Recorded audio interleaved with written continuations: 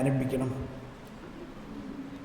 സ്വർഗം ഭൂമിയിലിറങ്ങി ആദത്തിനും സന്തതികൾക്കും പറുദീസായിൽ പുനരധിവാസം നൽകുന്നതിനാ സ്വർഗം തന്നെ ഭൂവിലിറങ്ങി മഹിതാത്ഭുതമേ. കേട്ടോ? സമാധാനമായോ? ആദവും ഹവയും ആദി പാപത്തിൻ്റെ കാരണക്കാരായ അവർ സ്വർഗത്തിൽ ചെന്നു. നമ്മളിപ്പോഴും കർത്താവ് ഈശോ മിശിഹായുടെ ഉയർപ്പിന് ശേഷം പിതാവും പുത്രനും ശരീരവും രക്തവും പാനം ചെയ്ത് ഈശോയെ നിറഞ്ഞിരിക്കണം. നമുക്കിപ്പോഴും സംശയമാണ്. മനസ്സിലായോ? എന്തുകൊണ്ട് സംശയം? എന്തുകൊണ്ട് സംശയം? വിശ്വാസത്തിൻ്റെ അതാണ് വിശ്വാസത്തിൻ്റെ കണ്ടന്റ് എന്ന് പറയും. ഉള്ളടക്കം മനസ്സിലാവാഞ്ഞിട്ടാണ്. വിശ്വാസത്തിൻ്റെ ഉള്ളടക്കം. ഇത് ജോൺ പോൾ രണ്ടാമൻ്റെ വാക്കുകളാണിതൊക്കെ. ഞാനീ പറയുന്ന ഒരുപാട് കാര്യങ്ങൾ കറക്റ്റ് റെഫറൻസ് തരുന്നില്ലെന്നുള്ളൂ. ഇതൊക്കെ പിതാക്കന്മാരുടെ പ്രബോധനങ്ങളിൽ ആയിട്ട് ബന്ധപ്പെട്ടിട്ടുള്ളതും കാറ്റക്കിസത്തിൽ നിന്നൊക്കെ ഉള്ളതാണ്. ജോൺ പോൾ രണ്ടാമൻ മാർപ്പാപ്പയുടെ ഒരു ലേഖനം ഇതാണ്, എക്ലീസിയ യൂറോപ്പ, അതായത് യൂറോപ്പിനെ കുറിച്ചുള്ള ഒരു പഠനമാണ്, പ്രബോധനമാണ്. അതിൽ പറഞ്ഞിരിക്കുകയാണ്, യൂറോപ്പ് 90% പേരും ക്രിസ്ത്യാനികളാണ്. എന്നിരുന്നാലും അതിൽ 10% പേരെ ഇപ്പോൾ പ്രാക്ടീസ് ചെയ്യുന്നുള്ളൂ. ബാക്കിയുള്ളവർക്ക് പ്രശ്നം എന്താണ്? They do not know the content. ഇതൊന്ന് ഫീഡ്ബാക്ക്. വിശ്വാസത്തിൻ്റെ ഉള്ളടക്കം നമുക്കറിയില്ല. വിശ്വാസത്തിൻ്റെ ഉള്ളടക്കം. അപ്പം നമ്മൾ ഒരു പരിസയനായി ആരെയും വിമർശിക്കേണ്ട. നമ്മൾ മനസ്സിലാക്കേണ്ടത്, നമ്മൾ പടിപടിയായിട്ട് സമയത്തിൻ്റെ തികവിൽ മെറ്റാലിക് വോയിസ് മാറ്റി തിരിവായി കാലത്തിൻ്റെ തികവിൽ നമ്മളിങ്ങനെ കുറച്ച് പേര് പഠിക്കുന്നു. അപ്പോൾ ഇത് നിങ്ങൾ മറ്റുള്ളവരോട് പറഞ്ഞ് അങ്ങനെ ഇപ്പോൾ ഈ രണ്ടാം വരവെന്നുള്ള ഈ സീരീസിൽ ഒരുപാട് കാര്യങ്ങൾ ഞാൻ ഇങ്ങനെയുള്ളത് പഠിപ്പിക്കുന്നുണ്ട്. അതൊരു പഠനമാണിതെല്ലാം. ഓക്കെ, ഇനി നമ്മളിന്ന് രാവിലെ ചിന്തിക്കാൻ തുടങ്ങിയത് ഇതായിരുന്നു. ആദ്യം ദൈവരാജ്യവും ദൈവത്തിൻ്റെ നീതിയും, അവിടുത്തെ നീതിയും അന്വേഷിക്കുക, അപ്പോൾ ബാക്കിയുള്ളതെല്ലാം കൂട്ടിച്ചേർക്കപ്പെടും എന്ന് പറയുന്നത് ഭൗതികമായിട്ടുള്ള കാര്യമേ അല്ല. കാരണം അതിന് തൊട്ട് മുമ്പ് തന്നെ പറയുന്നത് എന്താ? നിങ്ങൾ എന്ത് ഭക്ഷിക്കുമെന്നതിനെക്കുറിച്ചോ നിങ്ങൾ എന്ത് ധരിക്കുമെന്നതിനെക്കുറിച്ചോ നിങ്ങൾ ആകുലപ്പെടേണ്ട. അതെല്ലാം നിങ്ങളുടെ പിതാവിനെ അറിയാം. പിന്നെ എന്തിനെക്കുറിച്ചാണ് നിങ്ങൾ പ്രാർത്ഥിക്കേണ്ടതും നിങ്ങൾ എന്തിനെക്കുറിച്ചാണ് നിങ്ങൾ ആഗ്രഹിക്കേണ്ടത്? ആദ്യം ദൈവരാജ്യം എന്താണെന്നും ആ ദൈവരാജ്യത്തിൻ്റെ യുഗാന്ത്യപരമായ അർത്ഥം എന്താണെന്നും ഇപ്പോൾ മനസ്സിലാക്കണം. അത് എങ്കിൽ മാത്രമേ വിശ്വാസത്തിൻ്റെ കണ്ടന്റ്, ഉള്ളടക്കം നമ്മളിൽ, ഉള്ളടക്കമെന്ന് പറഞ്ഞാലും മനസ്സിലാകാൻ എളുപ്പം എന്താ? ഇപ്പം നമ്മുടെ നാട്ടിൽ തേങ്ങ ഇട്ടു, തേങ്ങ എല്ലാം കൂട്ടിയിട്ടിരിക്കുകയാണ്. ആ തേങ്ങ പറിച്ചാൾ അത് കഴിഞ്ഞിട്ട് അതിനെ സോർട്ട് ചെയ്തിട്ട് ഇയാൾ വന്നിട്ട് ചിലതൊക്കെ അങ്ങ് വലിച്ചെറിയണ കണ്ട നല്ല തേങ്ങ തന്നെയാണ്. എന്തുകൊണ്ട് അയാളത് കളയണേ? അതിനെന്താ പറയണേ? പേടെന്ന് പറയും. എന്താ പേടെന്ന് പറഞ്ഞ അർത്ഥം? ഉള്ളടക്കമില്ല. അതിൻ്റെ ഉള്ളിൽ കാമ്പില്ല, കഴമ്പില്ല. കണ്ടു കഴിഞ്ഞാൽ നല്ല ക്രിസ്ത്യാനി. ഈ രണ്ട് തേങ്ങയും കണ്ട വ്യത്യാസം ഉണ്ടാവുമോ? പക്ഷെ കയ്യിലെടുക്കുമ്പോഴാണ് അയാൾക്കിത് മനസ്സിലാവുന്നത്.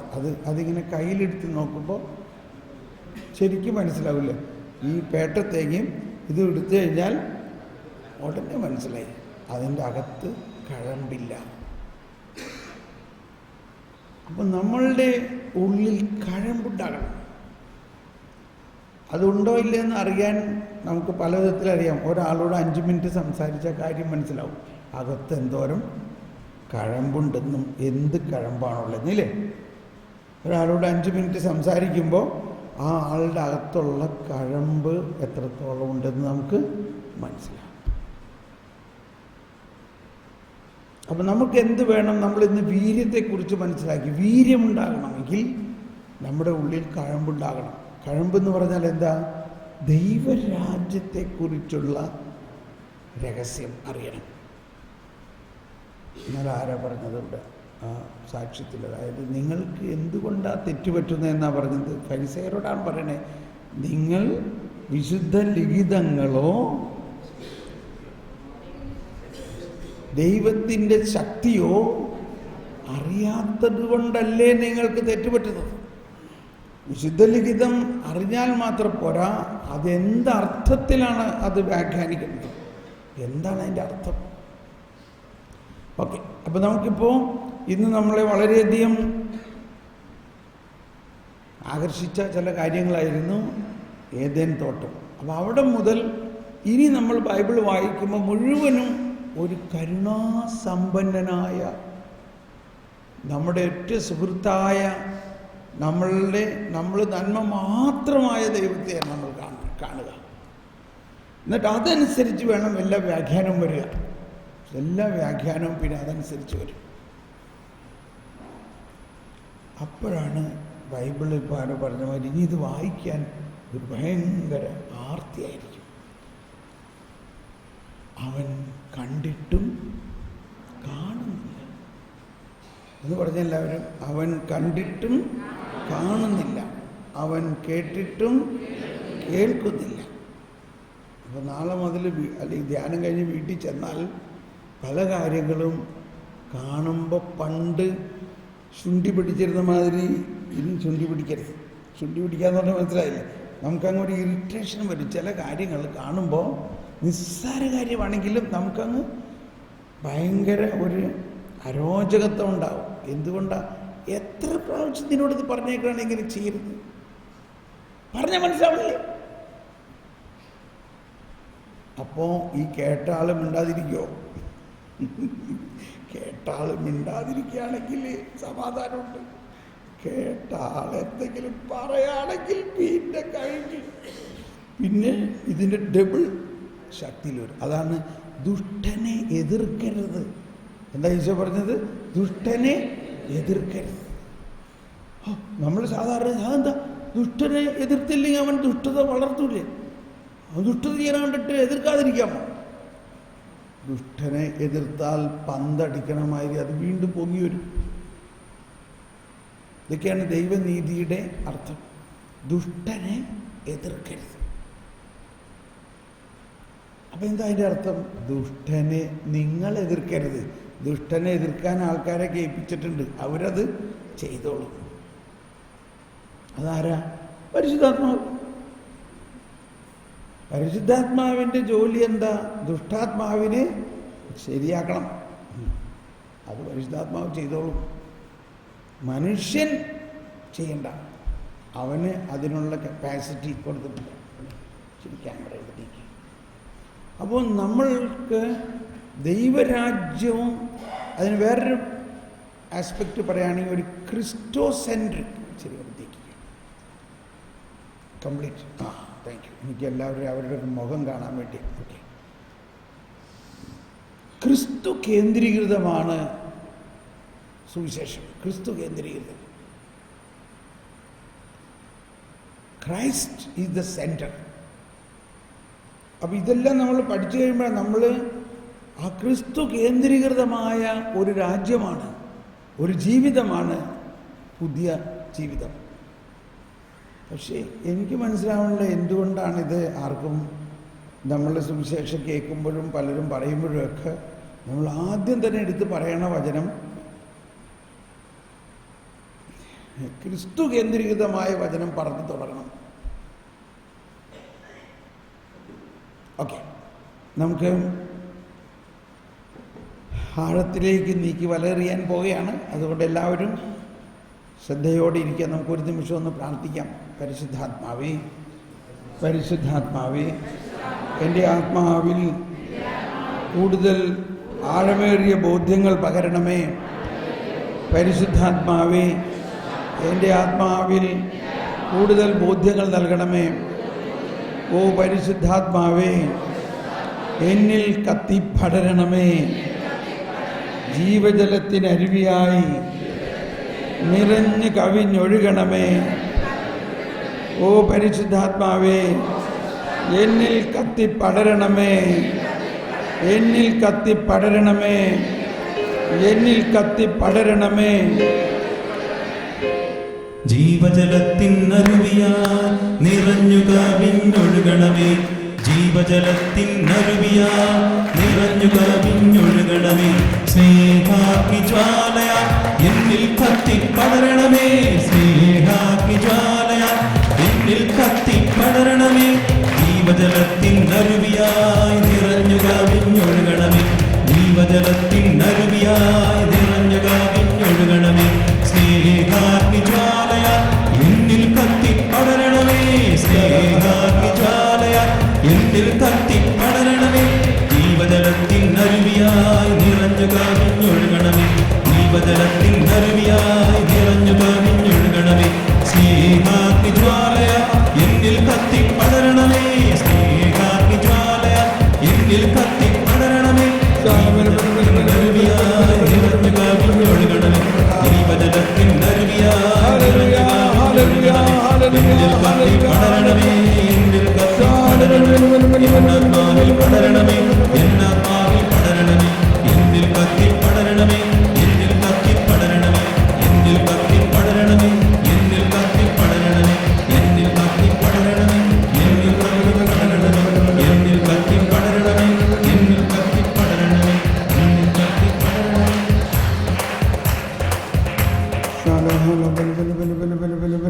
പരിശുദ്ധാത്മാവേ, ദൈവനീതിയെക്കുറിച്ച് ഞങ്ങളെ പഠിപ്പിക്കണമേ, ജ്ഞാനം നൽകണമേ. ദൈവനീതിയെക്കുറിച്ചുള്ള പ്രബോധനങ്ങളിലേക്ക് ഞങ്ങളെ നയിക്കണമേ. Praise the Lord. ഈശോ തന്നെ പറഞ്ഞിരിക്കുന്ന പഠനങ്ങളിലാണ് നമ്മൾ. മലയിലെ പ്രസംഗത്തിലാണ് ഈ ദൈവനീതി, ദൈവരാജ്യത്തിൻ്റെ വലിയ കാര്യങ്ങൾ ഈശോ പറയുന്നത്. മലയിലെ പ്രസംഗത്തിൽ അതൊരു പഠനമാണത്, അത് കൽപ്പനകളാണ്. അതിൽ 5-ാം അധ്യായത്തിൽ, മത്തായി 5-ാം അധ്യായം ആദ്യം തന്നെ നമുക്ക് കാണാം. ജനക്കൂട്ടത്തെ കണ്ടപ്പോൾ യേശു മലയിലേക്ക് കയറി. അവൻ ഇരുന്നപ്പോൾ ശിഷ്യന്മാർ അടുത്തെത്തി. അവൻ അവരെ പഠിപ്പിക്കാൻ തുടങ്ങി. അവൻ അവരെ, എല്ലാവരും ഒന്ന് പറഞ്ഞേ, അവൻ അവരെ പഠിപ്പിക്കാൻ തുടങ്ങി. ഉച്ചത്തിൽ പറഞ്ഞേ, അവൻ അവരെ പഠിപ്പിക്കാൻ തുടങ്ങി. ഈ പഠിപ്പിക്കുക എന്ന് പറഞ്ഞാൽ തന്നെ എന്താണെന്ന് മനസ്സിലാക്കണം. നമ്മൾ പഠിപ്പിക്കുക എന്ന് പറഞ്ഞാൽ നമുക്ക് അറിയാൻ പാടില്ലാത്ത ഒരു ജ്ഞാനത്തെ നമുക്ക് തരുന്നതിനല്ലേ പഠിപ്പിക്കുക എന്ന് പറഞ്ഞത്, അല്ലേ? നമുക്കറിയാൻ പാടില്ലാത്ത ഒരു ജ്ഞാനത്തെ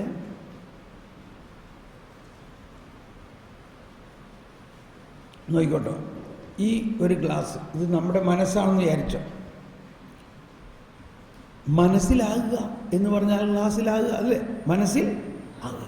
നമ്മൾ പറയും മനസ്സിലാകുന്നില്ല എന്ന് പറഞ്ഞാൽ നമ്മളുടെ ഈ ഗ്ലാസ്സിൽ ഇതാകുന്നില്ല. അതാണ് ഈ ജ്ഞാനം, ദൈവിക ജ്ഞാനം എന്ന് പറഞ്ഞാൽ പെട്ടെന്ന് നമ്മുടെ മനസ്സിൽ ആകില്ല. എന്തുകൊണ്ടാണ്? നമ്മൾ ഇന്നേ വരെ കേൾക്കാത്തതും കാണാത്തതുമായ കാര്യങ്ങളാണ് ഈശോ പഠിപ്പിക്കുന്നത്. എന്ത് വേണം?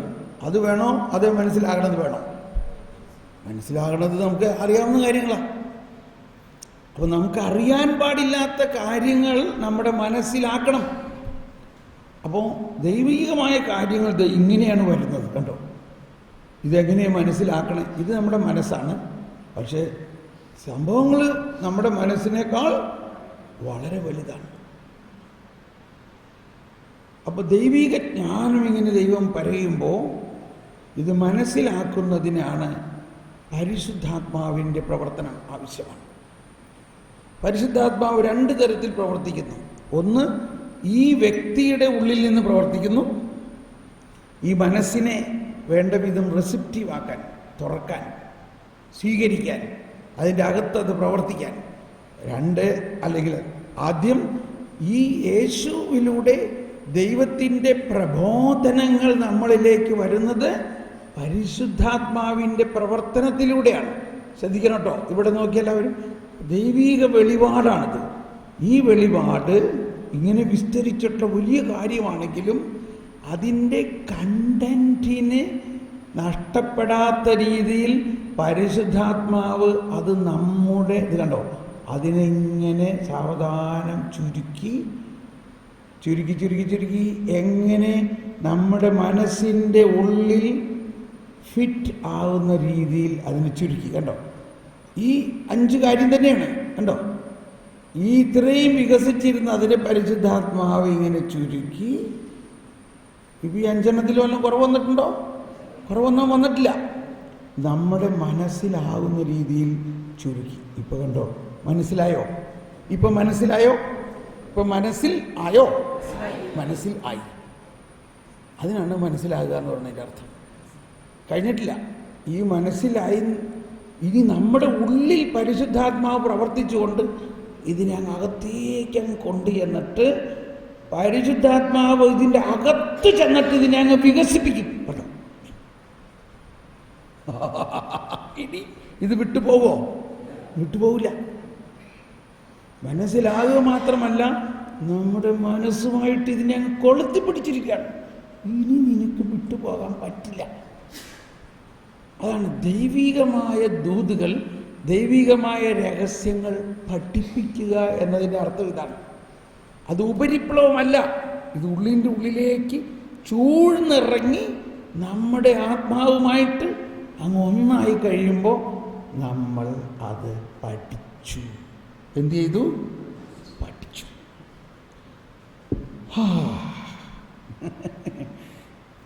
അപ്പോൾ ഇങ്ങനെയാണ് ഈശോ പഠിപ്പിക്കുന്നത്. അവൻ പരിശുദ്ധാത്മാവിലൂടെയാണ്. ഇത് കണ്ടോ, ഉൽപ്പത്തി ഇപ്പോഴും കിടക്കാം. അപ്പസ്തോല പ്രവർത്തനം 1-ാമത്തെ വചനം എന്താ പറയുന്നത്? അപ്പസ്തോല പ്രവർത്തനം 1-ാം അധ്യായം 1-ാമത്തെ വചനം എന്താ പറയുന്നത്?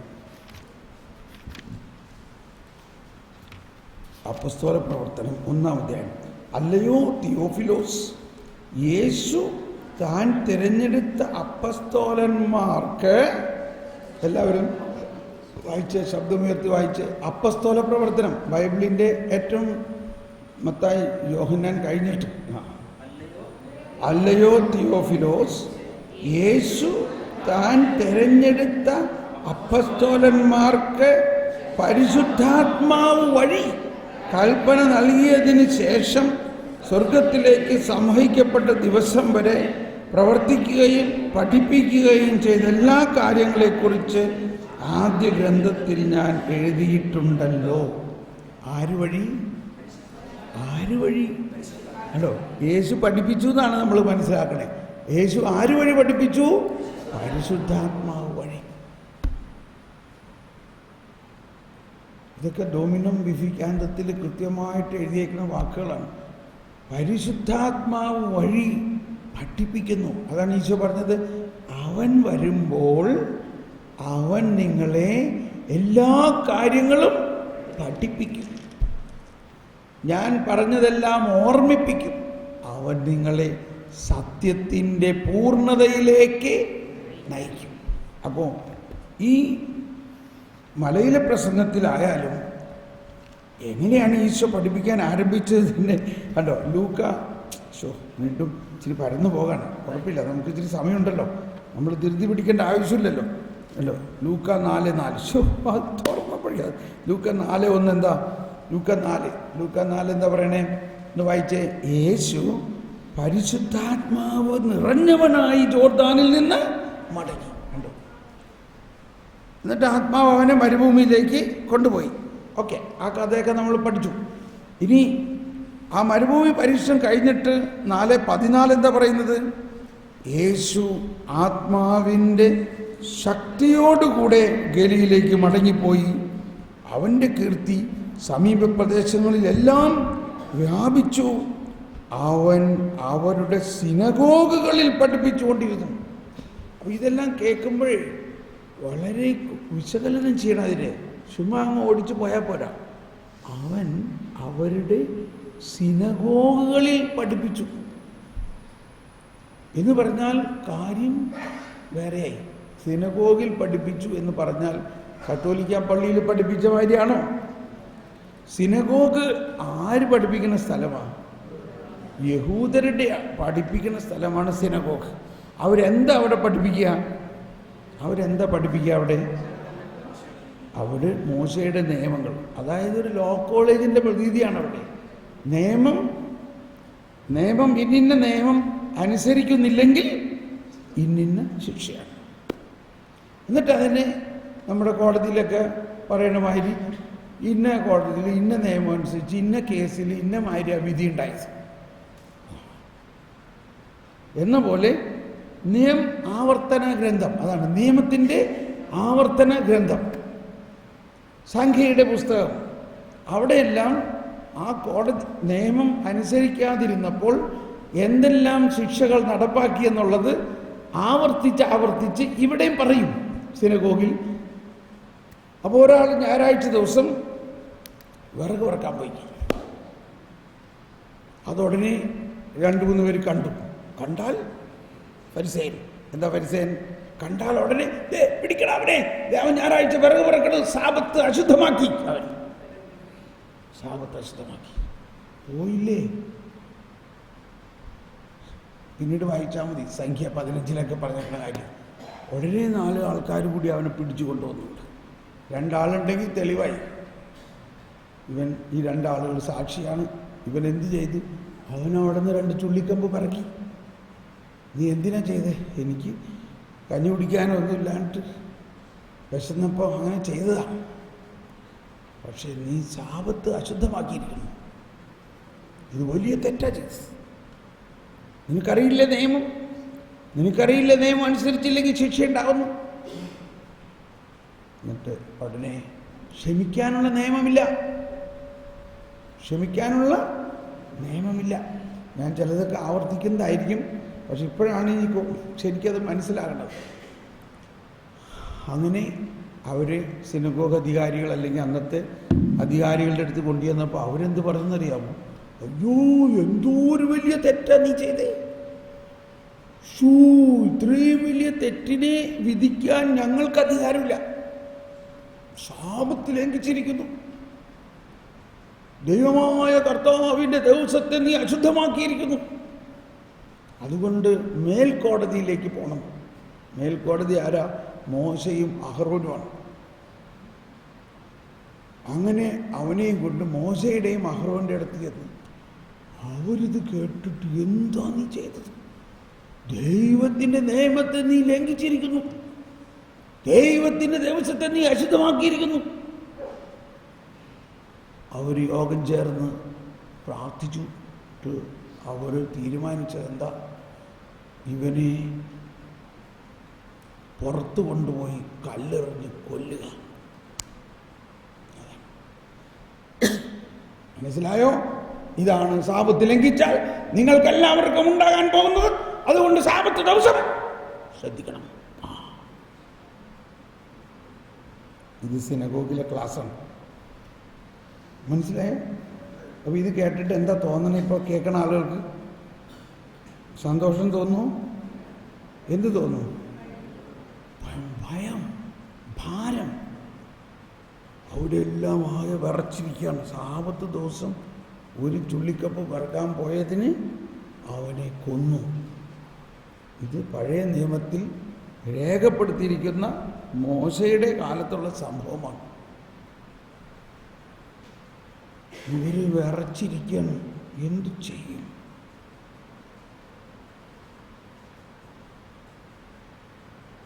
അങ്ങനെ കുറേ കാര്യങ്ങൾ പഠിപ്പിച്ച് കഴിഞ്ഞപ്പോൾ ആ റബ്ബായി പറഞ്ഞു, ക്ലാസ് അവസാനിച്ചു, അതുകൊണ്ട് നിങ്ങൾ കഴിഞ്ഞ റബ്ബായി ഇറങ്ങി. ആ റബ്ബായി ഇറങ്ങിയ വഴി വേറൊരു റബ്ബായി അവിടെ ഇരിക്കണ്ടായിരുന്നു. ഇതെല്ലാം കേട്ട്. അതേത് റബ്ബായ? അതാണ് അവൻ അവരുടെ സിനഗോഗിൽ പഠിപ്പിച്ചു എന്ന് പറയണത്. ആര്? യേശു റബ്ബായി എഴുന്നേറ്റ് വന്നു. എഴുന്നേറ്റ് വന്നിട്ട് പറഞ്ഞു, നിങ്ങൾ കേട്ടില്ലേ, നിങ്ങൾ കേട്ടില്ലേ, എന്നാൽ ഞാൻ നിങ്ങളോട് പറയുന്നു. ഇങ്ങനെ അതാണ് മലയിലെ പ്രസംഗത്തിൽ മുഴുവൻ പറഞ്ഞത്. നിങ്ങൾ കേട്ടില്ലേ, കൊല്ലുന്നവൻ ശിക്ഷാവിധി ഉണ്ടാവും, എന്നാൽ ഞാൻ നിങ്ങളോട് പറയുന്നു, കോപിക്കുന്നവൻ വരെ ശിക്ഷിക്കപ്പെടുന്നു. ഇതിൻ്റെ എല്ലാം അർത്ഥം വേറെയാണ്. എന്നിട്ട് ഇതിൻ്റെ അവസാനം പറയുകയാണ്, നിങ്ങൾ ഈ നിയമം അതിൻ്റെ ശിക്ഷയും കേട്ടിട്ട് അത് പ്രാവർത്തികമാക്കാൻ അധ്വാനിക്കുന്നവരെ,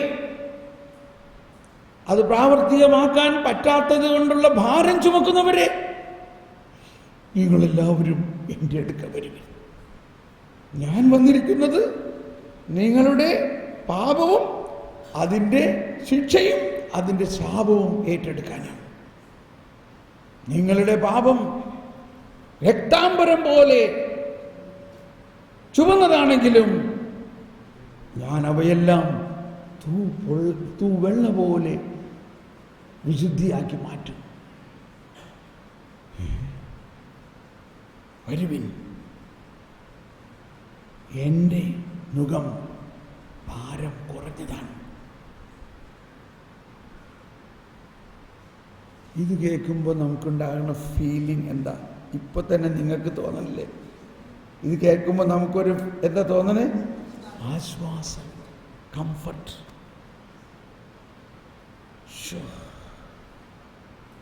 രോമാഞ്ചം ഉണ്ടാകുകയാണ് എനിക്ക്. ഇത് പറഞ്ഞാൽ അതാണ്.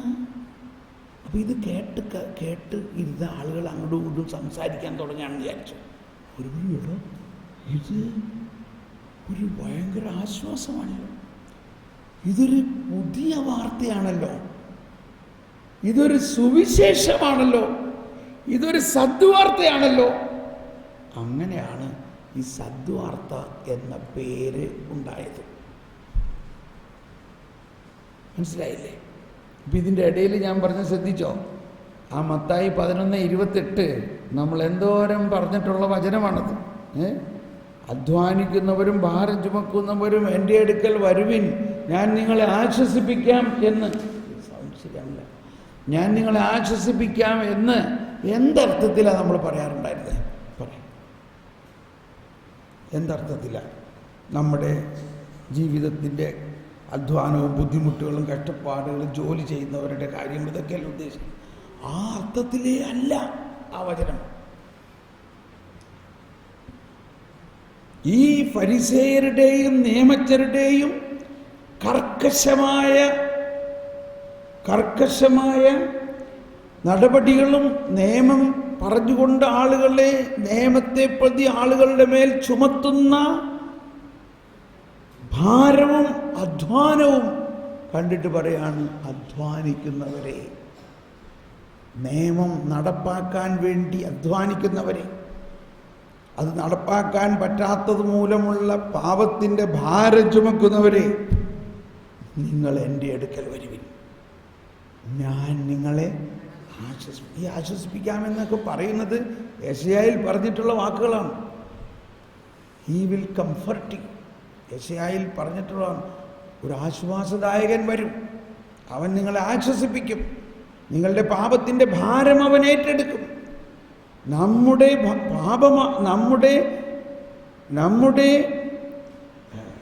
പാപമാണ് നമ്മുടെ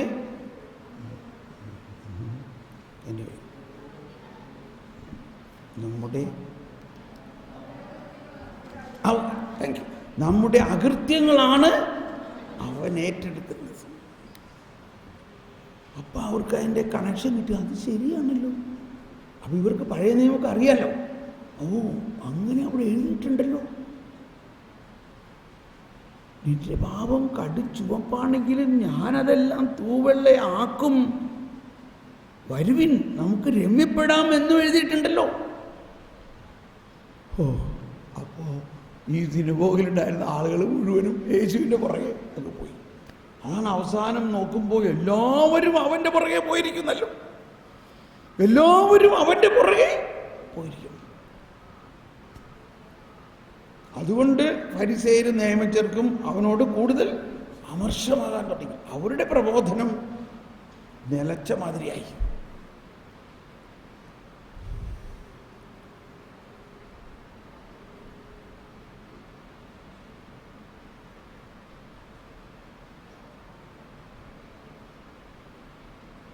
ഓക്കെ,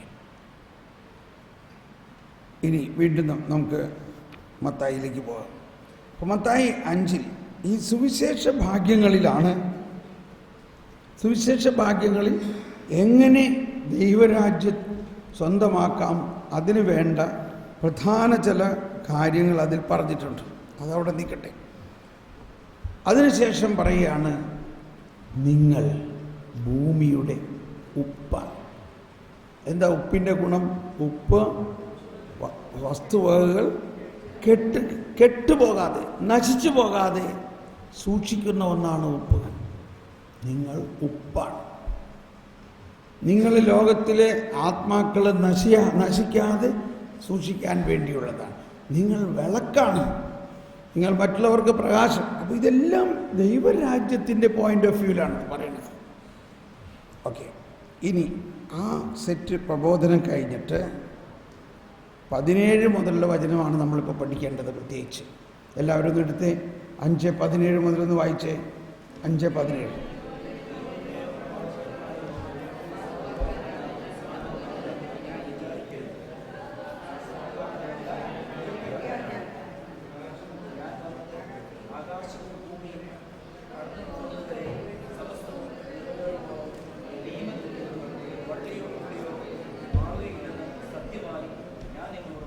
കണ്ടോ?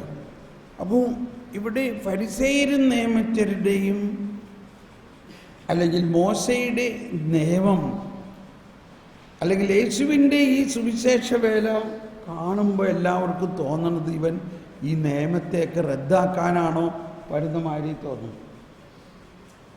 അതൊന്ന് ഓൺ ചെയ്ത് ഫാനൊന്ന് ഓൺ ചെയ്ത്. ഈശോ പറയാണ്, ഈശോ ഈ പാപികളോടൊപ്പം ഭക്ഷണം കഴിക്കണം, അവരോടൊപ്പം ഇങ്ങനെ കൂട്ടുകൂടണം. ഇവരോട് അപ്പോൾ ഈശോ പറയാണ്, ഞാൻ ഈ നിയമത്തെ റദ്ദാക്കാനല്ല വന്നിരിക്കുന്നത്, മറിച്ച് അതിനെ പൂർത്തിയാക്കാനാണ്. ആകാശവും ഭൂമിയും കടന്നു പോകുന്നത് വരെ സമസ്തവും നിറവേറ്റുവോളം നിയമത്തിൽ നിന്ന് വള്ളിയോ പുള്ളിയോ മാറുകയില്ലെന്ന് സത്യമായി നിങ്ങളോട് പറയും. ഇത് ഞാനും പറയാണ്. ഞാനിപ്പോൾ പറയണത് കേൾക്കുമ്പോൾ ചിലവർക്ക് തോന്നുന്നു, അപ്പം ഈ 10 കൽപ്പന പാലിക്കേണ്ടതോ? പാലിക്കണ്ട എന്ന് ഞാൻ പറയുന്നില്ല. മനസ്സിലാവുന്നുണ്ടോ? 10 കൽപ്പനകളാണോ? ഈ പഴയ നിയമത്തിൽ ഈ 10 കൽപ്പനകളാണ് പ്രാധാന്യമെന്നും ആ 10 കൽപ്പനകൾ കണിശമായി പാലിക്കുന്നതിന് അതൊക്കെ എഴുതി വെച്ചുകൊണ്ടിരിക്കുകയാണെങ്കിൽ നമ്മൾ ആരാ? നമ്മൾ യഹൂദ മതവിശ്വാസിയായിരിക്കും, ഇല്ലേ? നമ്മൾ യഹൂദരാണോ? യഹൂദരെന്താ ചെയ്യുക? അവർ 10 കൽപ്പന കൃത്യമായിട്ട് പാലിക്കണം. ഞാൻ കാണിച്ചില്ല, അവർ നെറ്റിപ്പട്ടത്ത് എഴുതി വെക്കണം, നേരത്തെ അവിടെ ഇവിടെയൊക്കെ എഴുതി വെക്കണം. നമ്മൾ നെറ്റിപ്പട്ടില്ലെങ്കിലും ചുവരുമൊക്കെ എഴുതി വെക്കണം. ഒരു ക്രിസ്ത്യാനിക്ക് പുതിയ നിയമമാണ് എഴുതേണ്ടതാണ്. ഇതൊക്കെ ഞാൻ പറയുമ്പോൾ നിങ്ങൾ സൂക്ഷിക്കണം. നിങ്ങളാരും ഇത് പറയണ്ട ഇപ്പോൾ തൽക്കാലത്തേക്ക്. നമ്മുടെ വീടുകളിലും അവിടെ ഇവിടെയൊക്കെ 10 കൽപ്പന പലതരത്തിൽ അടിച്ച് ഫ്രെയിം ചെയ്ത് വെക്കാറില്ലേ? എന്താവശ്യം? എന്നിട്ട് ചുമരുമ എഴുതി വെച്ചാൽ മതിയോ? അത് കൽപ്പനകളിൽ എഴുതിയാൽ തന്നിരുന്നത്. ഇവിടെ ഹൃദയത്തിൽ എഴുതിയ ഒരു നിയമമുണ്ട്. അതാണ് പുതിയ നിയമം. കൽപ്പലകകളിൽ എഴുതിയതല്ല, മനുഷ്യ ഹൃദയത്തിൽ എഴുതിയത്. ഇതൊക്കെ പറയുമ്പോൾ വളരെ സൂക്ഷിച്ച് പറയണം. ഇതാ ഇനി പഠിക്കാൻ പോണത് ശ്രദ്ധിച്ച് കേൾക്കണം കേട്ടോ. ഒന്ന് കൈവീശി കാണിച്ച് ഉറക്കൻ വരുമെന്നുള്ളവർ അടുത്തിരിക്കുന്ന ആളോട് പറയും. ഇനി 19ഉം 20ഉം വചനമാണ്. ശ്രദ്ധിച്ച് പഠിക്കണം. ഇത് ഭയങ്കര മിസ്റ്റേക്ക് വരാൻ സാധ്യതയുണ്ട്. മനസ്സിൽ ആകാൻ ബുദ്ധിമുട്ടുള്ളതാണ്. അതുകൊണ്ട് സൂക്ഷിക്കണം. ഈ പ്രമാണങ്ങളിൽ ഏറ്റവും നിസ്സാരമായ ഒന്ന്, എല്ലാവരും എടുത്ത് വായിക്കുക. ഈ പ്രമാണങ്ങളിൽ ഏറ്റവും നിസ്സാരമായ ഒന്ന് ലംഘിക്കുകയോ ലംഘിക്കാൻ പഠിപ്പിക്കുകയോ ചെയ്യുന്നവൻ സ്വർഗരാജ്യത്തിൽ ചെറിയവനെന്ന് വിളിക്കപ്പെടും. നിർത്തുക. അപ്പം എന്താ അതിൻ്റെ അർത്ഥം? ഈ പ്രമാണങ്ങളിൽ, അതായത് ഈ 10 പ്രമാണങ്ങളിൽ തന്നെ ഏറ്റവും ചെറുതായ ഒന്ന് ലംഘിക്കുകയോ ലംഘിക്കാൻ മറ്റുള്ളവരെ പഠിപ്പിക്കുകയോ ചെയ്യുന്നവൻ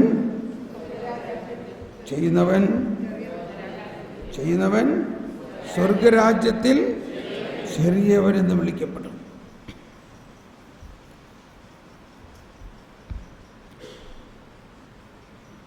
എന്താണ് പ്രമാണങ്ങൾ ലംഘിക്കുക എന്ന് പറഞ്ഞാൽ? പ്രമാണങ്ങളുടെ ലംഘനം എന്താ? പാപമാണ്. അപ്പോൾ ഈ പ്രമാണങ്ങളിൽ ഏതെങ്കിലും നിസ്സാരമായ ഒന്ന് ലംഘിച്ചാൽ പാപമല്ലേ? ഇപ്പം കണ്ടോ, പ്രമാണങ്ങൾ ലംഘിച്ചു. ആര് ലംഘിച്ചു? സാബത്ത് ദിവസം വിറക് പിറക്കി.